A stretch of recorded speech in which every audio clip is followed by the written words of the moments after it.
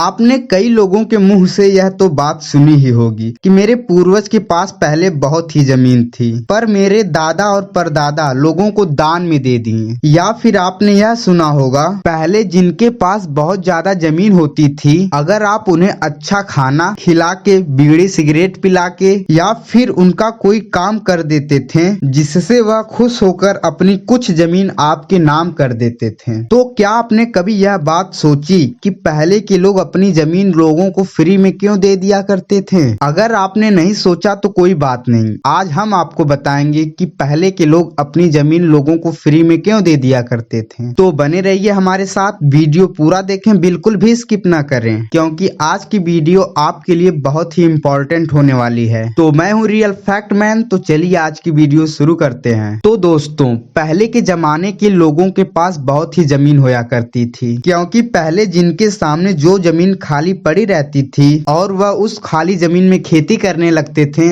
और वह जमीन उनकी हो जाती थी, या फिर कोई बंजर जमीन रहती थी और वह उसमें अपना घर बना लेते थे तो भी वह उनकी जमीन हो जाया करती थी। तो अब आप पूछेंगे कि कोई कुछ कहता नहीं था क्या? तो फ्रेंड्स, कोई क्या कहेगा, ऐसा सभी लोग कर सकते थे और करते भी थे। तब आज की इतना जनसंख्या भी नहीं थी। तो अब आप एक और सवाल पूछेंगे कि तब के लोग सारी जमीन अपने नाम कर सकते थे, तब फिर क्यों नहीं किए? तो दोस्तों, उसमें भी कुछ नियम थे कि जिसके पास जितनी ही ज्यादा जमीन रहती थी और वह उतने ज्यादा पैसा मालगुजारी के रूप में गवर्नमेंट को देता था। अगर आप नहीं समझे तो इस तरह समझिए कि जैसे आप एक रूम भाड़े पर लेते हैं और हर महीने कुछ पैसे रेंट के रूप में मकान मालिक को देते हैं, तो ठीक उसी तरह से जमीन तो आपके नाम रहेगी ही, पर जितना ज्यादा आपके पास जमीन रहेगी उतने ज्यादा पैसे आपको मालगुजारी के रूप में गवर्नमेंट को देना रहेगा। तो अब आप समझ गए होंगे कि मालगुजारी क्या है। तो फ्रेंड्स, तभी जब उस समय जमीन की मालगुजारी लगती थी और उनके पास बहुत सी खाली जमीन पड़ी रहती थी और उस जमीन पर न तो वह खेती करते थे और न ही उस जमीन पर कोई काम करते थे, बस वह खाली पड़ी रहती थी और उस जमीन का ना ही कोई यूज था, पर फिर भी कुछ पैसे उन्हें मालगुजारी के रूप में देना पड़ता था और उस जमीन को वह यूज भी नहीं करते थे। तो अगर मैं आपसे पूछूं कि अगर आपके घर में कोई ऐसी चीज है जिसका आप कभी भी यूज नहीं करते हैं, पर हर महीने आपको उस चीज का